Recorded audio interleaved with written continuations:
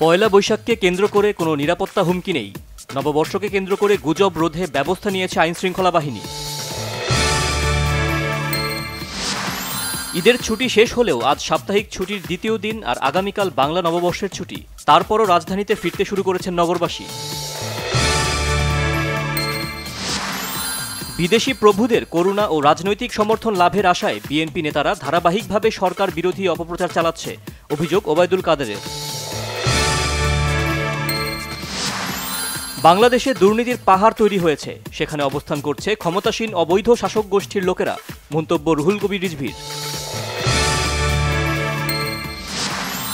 মুন্সিগঞ্জে আধিপত্য বিস্তারকে কেন্দ্র করে আওয়ামী লীগের দুই গ্রুপের সংঘর্ষে একজন নিহত, অপর একজন গুলিবিদ্ধ সহ আহত কয়েকজন। সিলেটে দুই মোটরসাইকেলের সংঘর্ষে ৩ বন্ধু নিহত, পটুয়াখালীতে সড়ক দুর্ঘটনায় নিহত হয়েছে 2 জন। ঢাকা, খুলনা ও বরিশাল সহ 6 বিভাগে বইছে মাঝারি থেকে মৃদু তাপদাহ, পরিস্থিতি থাকতে পারে আরও 2 দিন, জানিয়েছে আবহাওয়া অফিস। পাহাড়ের জনগোষ্ঠীর ধর্মীয় ও সামাজিক উৎসব সাংগ্রাই উপলক্ষে হয়েছে বর্ণাঢ্য শোভাযাত্রা।